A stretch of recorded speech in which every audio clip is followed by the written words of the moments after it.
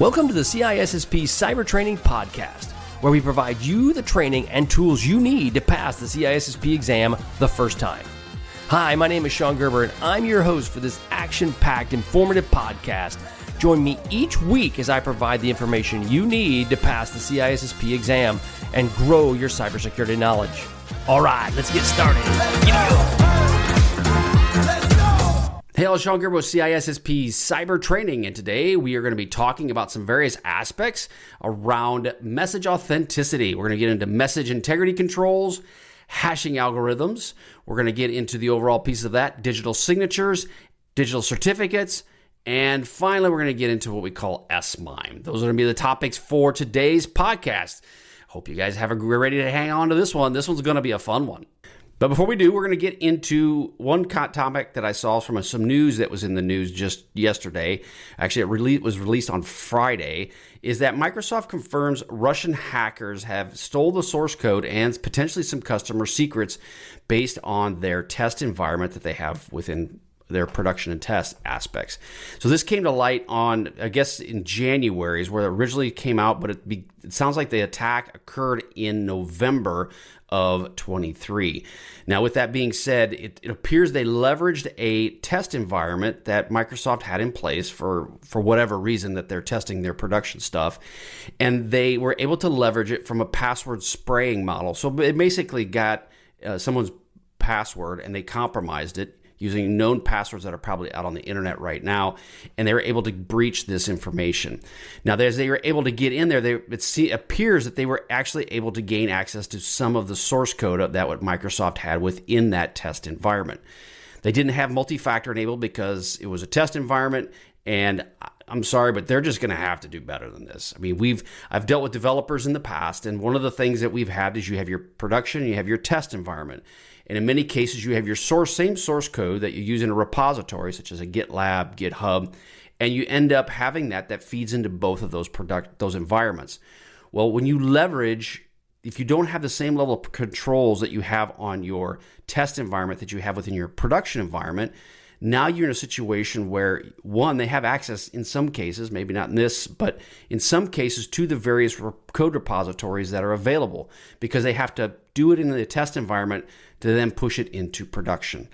And so it seems like they didn't have multi-factor enabled. Well, having multi-factor and then having bad passwords on your test environment is just a bad idea. And if that also shows that they're not enforcing any sort of password complexity to the level that they do in their production environment.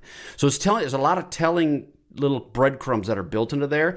And just like anybody else, people get lazy. They do. And the people that are in this test environment don't think that, it's just a test environment. It's not like the full production. But one other thing is they talked about in here with customer data. When I've seen in the past where you'll have a test environment set up, they will take customer data specifically from the production environment and put it into their test environment. Maybe not all of it, but they'll put a substantial amount. Why? Because they want to make sure it works. So if you're going to be a hacker, you're going to go after these test environments because what it can do is, one, give you a lot of great information. Two, it can also tell you a lot about how the production environment is laid out from an overall structure standpoint. And then in many cases, the same passwords they're using in the test environment are most likely being used pretty strongly in a production environment. So understand what happened here. This is a pretty big deal. And it's from the APT29 folks that are the fuzzy bear, or what was that? They're the bears. I can't remember the name of it. But there's the APT29 folks that are tied to the Russians' Foreign Intelligence Service, or otherwise known as their SVR. These are the same folks that went after SolarWinds, and so it is a pretty significant thing that you can know that Microsoft's just going to have to do better at this. Because I come back to the point of, let's look at this from a critical infrastructure standpoint or a small or medium-sized business standpoint, which many of the critical infrastructures are within the United States. A lot of them are using old Microsoft type systems. Many of them aren't updated. Many of them may not even be patched to the level they need to be. And so now you got access to the source code. It's just bad business. And Microsoft, they make a lot of money. They need to do a better job. They have to do a better job because so much of what they have out there is tied to all these systems are all tied to them. So Something to keep in mind, again, that comes down to this is the Russian hackers that stole source code from the Microsoft environment. Okay, so now we're going to get into what our podcast is about today is that message integrity controls are what we're going to first start off with.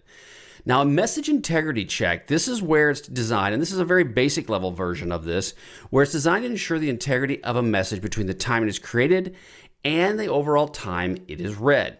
Now, the MIC works by creating a representation of the message, which is actually sent with the message. And these integrity checks are based upon more simple math, but they're based on the fact that they're going to create this message digest. And we're going to get into a little bit more of a deeper message digest, but they're going to create this second message based on math.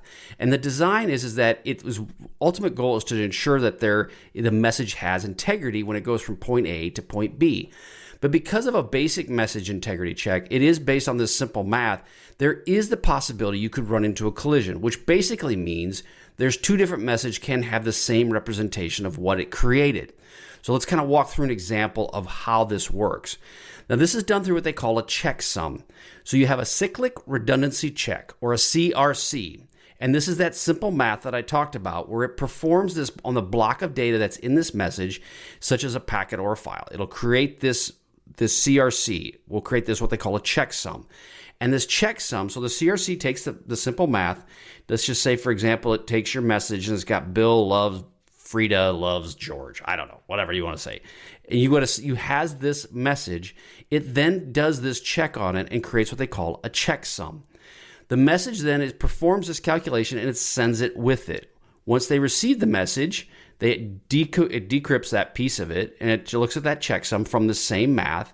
And then if they match, it considers the message to be nothing wrong with it, that it was not compromised in any way, it was not corrupted in any way. That's the ultimate goal. So if they're different, it potentially could have been tampered with or the overall message has been corrupted. This is the simple piece of this. It's called message integrity controls. Now, to take it up a notch, you'd go and you'd add in some level of what they call a hashing algorithm. Now, these hashing algorithms is using complex encryption technologies to create the same concept, but using it in a way that is not easily tampered with. It's not in a situation where it would be corrupted or potentially run into collisions. So these are much more sensitive to small bit changes, and therefore they are resistant to the collisions. That doesn't mean that they are totally benign from having a collision, but they're much more resistant from it. And they work really well as an integrity control for messages that are being sent out. Now, when you're talking hashing algorithms, there's some key concepts to understand about a hashing algorithm. One, they have a fixed length digest. So what does that mean? It means the output of the hashing algorithm is always the same length. So you're not going to get some varying level lengths when it comes to the hashing algorithm. So you have different types of algorithms that have different lengths. But for an example, we'll use MD5. An MD5 hash always produces a 128-bit digest, which is basically 32 hexadecimal digits, right? So the 32 times 4 is 128. Now that's an MD5 hash, but that's a known digest that's available for you. So that's a fixed length digest. It is also one way, which basically means it's able to easily compute the hash from one message, but it's very hard to recover the message from the hash. That doesn't mean you can't do it, but it's challenging. You have a smaller digest, it's easier. I say easier. I can't even do 1 + 1, but it's easier to recover the hash or the message from a hash that's smaller. The longer the hash, the harder that is. But what it basically comes right down to is that there's no real good way to reverse engineer the original message from the hash value, especially based on higher bit numbers. Now, deterministic means that the same message always produces the same hash. So if you have the message that talks about whatever it is, no matter how many times you hash it, it will always come up with the same overall digest. No matter how many times you hash it, it'll always come up with the same one. The same numbers that will be there, the same 128 bits. Okay, so the ultimate goal is that it's going to be the same so that it can verify the integrity and the authenticity of the message so that it's not tampered with and modified. So you want to ensure that that's the case. And it does calculate it on the entire message. So this means that the hash value depends on every bit of that specific message, not just a small part of it, like we talked about earlier on the message integrity checks. So when you're talking the hash, it does the entire message. The message integrity check could just take one piece of that overall message, and therefore it's much more open to have collisions. It's much easier to not have a good potential message that's sent out. Now, this property makes the hashes more sensitive to changes, obviously, in the message, and it does resist against collisions where there are two different messages that potentially could produce the same hash. That's a collision. So I have Bill has this long message that he sends, and they hash it up, and then Fred sends the long message that he sends. Those two message digests should not match, and that's a collision if they would. So therefore that's how the MD5 hashes work. They're also uniformly distributed, which means that the hash values are evenly spread over all the possible output space. So there's no predictable pattern, or there's no correlation between them. This reduces the chances of collisions as well, and it makes it a much more secure and random type of environment. Now, there's several popular hashing algorithms out there. You got your MD5, which we mentioned is a 128-bit digest. SHA-1 is 160. You got your SHA-2 and 3, and they have varying ranges of their digest from 224 up to 512-bit. But MD5, most people is deprecated to this point where it isn't really used an MD5 hash, but it was the staple that was out there forever. And you still may see it, so it's good for you to know what an MD5 hash is. But in many cases now, you're expecting to see SHA-2 and 3 hashes that are being used within these environments. So let's walk through an example of how this could be done within what you'd want to expect to see. So the steps that you would anticipate to see. So first off, you have Carol. Okay, so she uploads a file to a cloud storage service, right? And she wants to verify that it has not been corrupted or modified by anyone else. So she uses a hashing algorithm to generate a digest of the file. So she's got her file, my report, and she creates an MD5, or let's say a SHA-3 digest. So a SHA-3 digest, she did it at 512 bits. So she wants to make sure that it is really secure.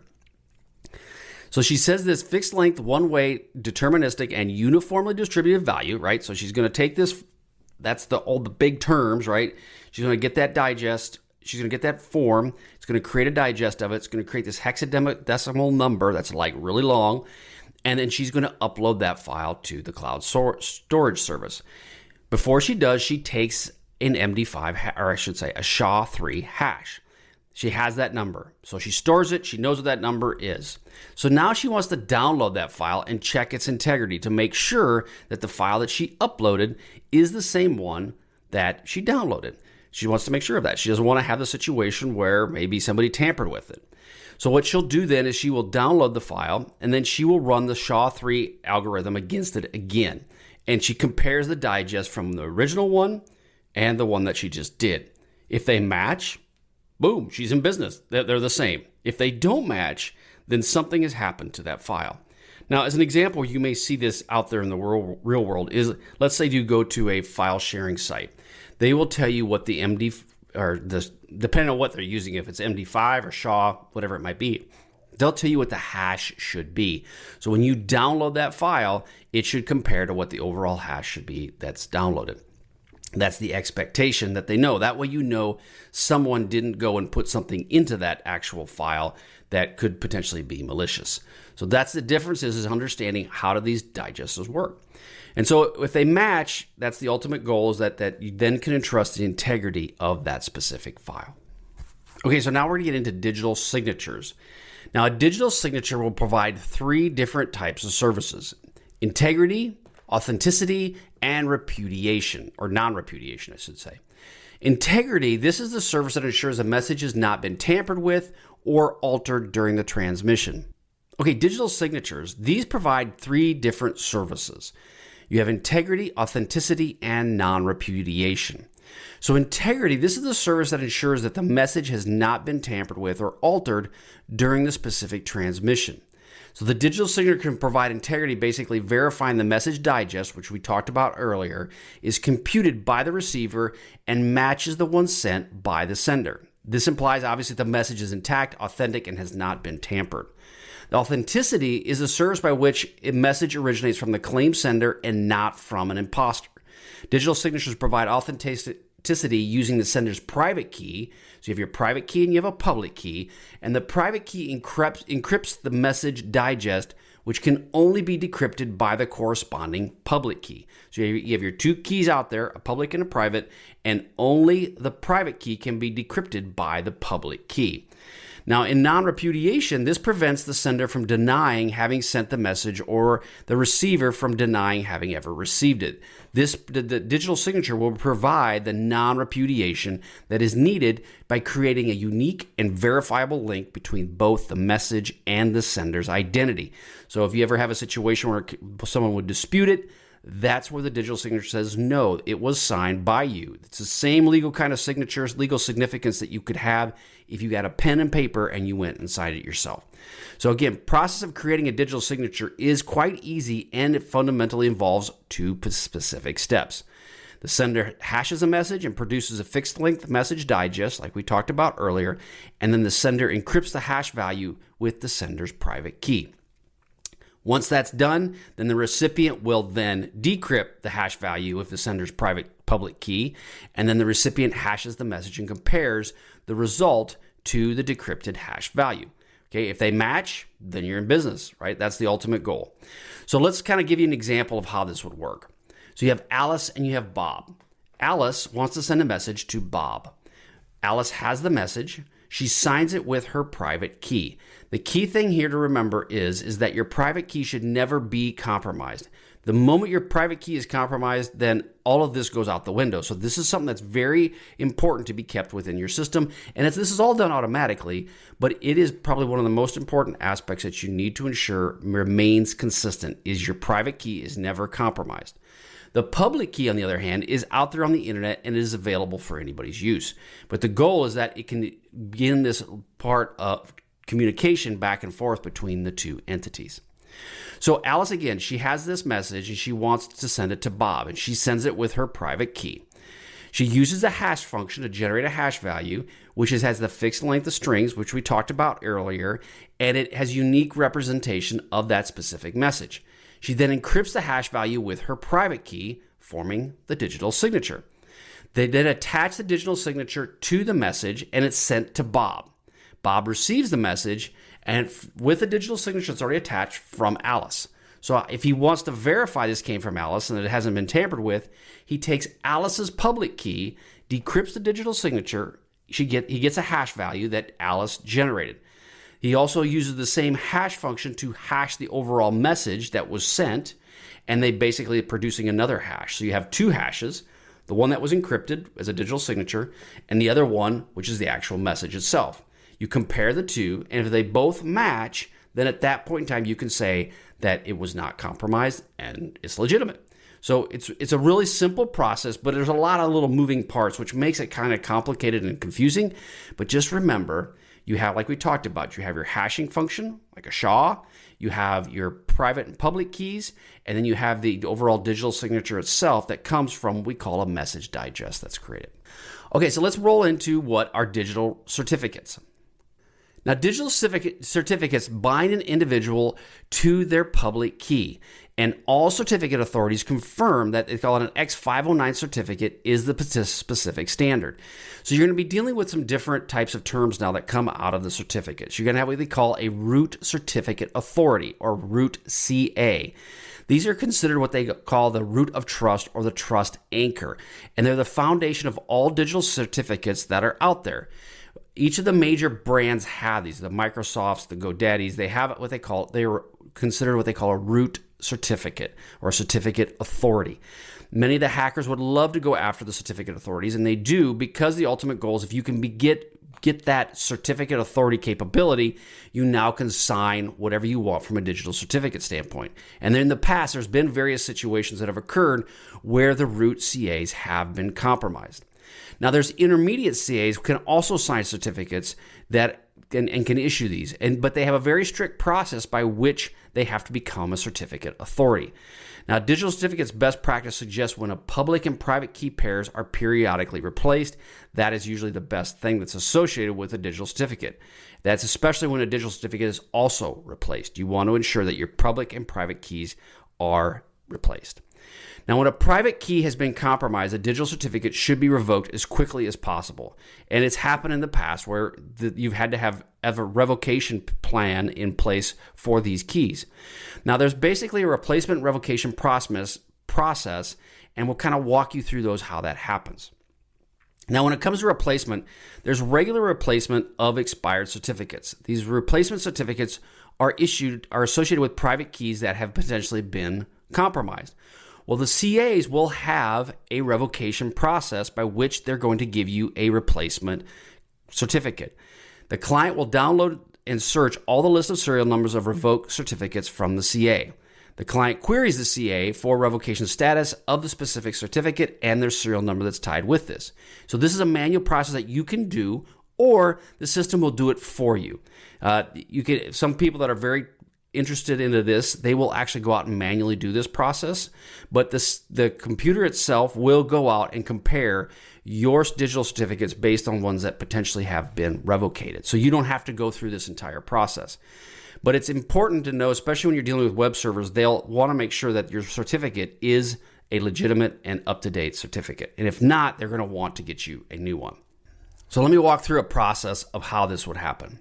So you have a digital certificate that's issued by an intermediate CA to Alice. We got Alice again. And Alice owns a public key for encrypting and signing messages. Now, the information that's in this digital certificate has the name and the public key of Alice, the name and the signature of the intermediate CA, and the serial number and expiration date of the certificate itself specifically. It talks about the purpose of this certificate for, whether it's for signing documents, whatever it might be, and then the potential scope for it. The X05 standard has various versions and extensions that tie into this as well. So the digital certificate that is tied to Alice can be validated by checking the signature of the intermediate CA against the public key, which is obtained obviously from the root CA certificate. The digital certificate then can be revoked by the CA if Alice's private key is potentially compromised, or if she violates the terms of the certificate itself, using it for something it shouldn't be. This digital certificate can also be renewed by the intermediate CA before it specifically expires. And I've had to do this myself, where you can actually go out and get a new digital certificate before it actually goes out. Most of the time, this is done, like I said, automatically. It will do this for you, but you can actually manually go and do this process as well. Once this happens, this digital certificate is then pinned directly to Alice, who it trusts, and the client does not have the ability to do anything with it. It validates the certificate every time it communicates with Alice, and it verifies that is who she specifically is. Now, let's kind of walk through the life cycle of a digital certificate. So we have enrollment. So Alice, again, requests a certificate from the intermediate CA to provide her identity and her public key. So obviously, as we talked about, intermediate CAs, so you have your root CAs, and then you have your intermediate CAs. Most various companies, there's lots of intermediate CAs out there. You can actually get that list off your computer. You can understand who are all of the authorities that are tied to your certificates on your computer. That can all be looked at depending on what version you have and where it's located, whether it's Windows, whether it's Linux, or whether it's actually in a Apple type of version. Now, the intermediate CA will verify Alice's identity and her public key and then issues a certificate to her. A client who wants to communicate with Alice will validate her certificate by checking the signature of the intermediate CA and the expiration of the overall certificate. Then if that becomes a problem and she has to revocate or revoke to get the certificate revoked, the intermediate CA will then revoke her certificate if her private key is ever compromised and they're aware of that, or if she obviously violates terms of service. And then that's part of what they call a CRL, which is your certificate revocation list. There's also an online version of this called the Online Certificate Status Protocol, OCSP. That's a server that's out there that will look for these certificates as well. And then once that occurs, the intermediate CA will renew Alice's certificate before it expires, or if it has been compromised, they'll renew that as well, depending upon what occurred and why it was actually compromised. So again, these certificates are an important factor, digital certificates are, and you have various pieces of this as it relates to how you're going to handle the certificate for your specific identity. Last thing we're going to get into is S-MIME. So S-MIME is a standard for public key encryption that it provides security services for digital messaging applications. Now, it originally starts off, it's tied into PKI, which is your public key infrastructure. Now, the basic security services that are with S-MIME are authentication, non-repudiation of the origin, message integrity, and then confidentiality. Now, S-MIME is a culmination of what started off as MIME. So we're talking MIME, it's M-I-M-E, so Mike, India, Mike, Echo. Now, MIME did not address security issues. It was just basically developed for messages. But as time has gone on, there needed to be some level of security added to this overall standard. So they created what they call a S/MIME, which adds features to your email messaging, including the digital signatures, which we talked about, encryption for message privacy, and then obviously hashing for message integrity and non-repudiation. So that's where the S/MIME comes into play. Now, an example of an S/MIME, we'll kind of put this into action again, is we got Alice and Bob. Now, Alice wants to send a secure message to Bob, who has her public key, and he has this public key from the certificate issued by a trusted CA, right? So Alice uses Bob's public key to encrypt the message content and generate what they call is a message digest we talked about earlier, which hashes the message. Alice then signs the message digest with her own private key, creating a digital signature that proves her identity as the sender and prevents anyone from altering the message. Alice then takes and attaches her public key certificate and Bob's public key certificate to the email, along with the encrypted message and the digital signature. So you got 4 things in place here: Alice's public key, Bob's public key, the message itself that's encrypted, and the digital signature. Alice will then send the email to Bob using standard MIME format, but with a secure MIME header indicating that the security features have been used. So that's the key piece of this, is that it's a MIME message, MIME format, but it's a /S/MIME to show you that the security features have been used specifically. Bob receives this email and then verifies the certificates with the CA, ensuring that they're valid, and then that they haven't been revoked. And then Bob uses his own private key, which isn't compromised, to decrypt the message content and Alice's public key to verify her signature. So you got Alice's public key to verify the signature. You got Bob's private key to decrypt the message because he used his public key, and then the message and then also to verify the digital signature and the message digest, confirming Alice's identity and the message integrity. Bob uses his own private key to decrypt the message and then Alice's public key to verify the digital signature and the message digest. So that verifies that Alice is who she says she is. Bob can read the message and reply to Alice using the same procedure going backwards, or if he uses a different security protocol if he chooses. The bottom line is again, we'll walk this through one more time. Alice wants to send a message to Bob, the secure message, who has a public key certificate that's issued out there on the internet by a trusted CA. Alice uses Bob's public key, so she takes his public key, she encrypts the message content and generates a message digest. Okay, so that's the hash. That's the hash of the overall message itself. Alice signs the message digest that she was just created with her own private key. So the private key she owns, that no one else has, she then signs it with that, creating a digital signature that proves she is who she says she is. She then sends this, she attaches the public key certificate, okay, that Bob's public key, to the email along with the encrypted message and the digital signature that she created. She sends this to Bob through an email using standard MIME format with an S/header, and then Bob receives the email and verifies that the certificate with the CA, so her certificate is confirmed with the CA, ensuring that they're valid and it hasn't been revoked. Bob then uses his own private key to decrypt the message. Okay, he's got a private key. It's been encrypted with his public key. It now verifies the message, so the message is unencrypted, but then he's able to utilize Alice's public key, which is out on the internet, to verify her digital signature and the message digest are correct. So then they're both equal. So that hasn't had anything that's happened to the message digest at all. It's all there. And then Bob can read the message and obviously reply to her as he sees fit. So that is the overall example of an S/MIME. Okay, that's all I have for you today. I hope you all have a wonderful day. Head on over to CISSP Cyber Training and catch out what we got. All these videos are there free for you to get access to. They're on the blog. You can go check them out. Also, if you're interested, I have some paid products out there as well for you to help you pass the CISSP the first time. I have a blueprint that's amazing. Everybody that uses it passes. They are doing a great job with this. If they follow what the blueprint offers, you will pass the CISSP exam. If you're interested in just getting the free content, it's there and available for you as well. All of that is there at CISSP Cyber Training. Go check it out. CISSPcybertraining.com. Check it out. Let me know if you have any questions at all. Feel free to respond to me there's different places you can reply to me or just let me know what you need. But I'm here for you at that CISSP Cyber Training. Head on over there. Check it out. Also, you can get 30 or 60 free CISSP questions. Just go to freecisspquestions.com and you can get answers to those as well. All right. Have a wonderful day and we will catch you on the flip side. See ya. Hey, thanks again for listening today. It's been my pleasure to prep you for the CISSP exam. Are you interested, though, in some free CISSP exam questions?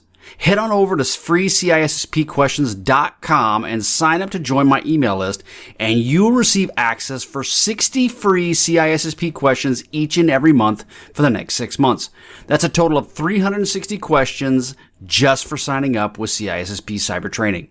You'll also gain access to other free CISSP resources, so just head on over to freecisspquestions.com and sign up, or head on over to CISSPcybertraining.com and sign up today. Have a wonderful day, and we will catch you on the flip side. See ya.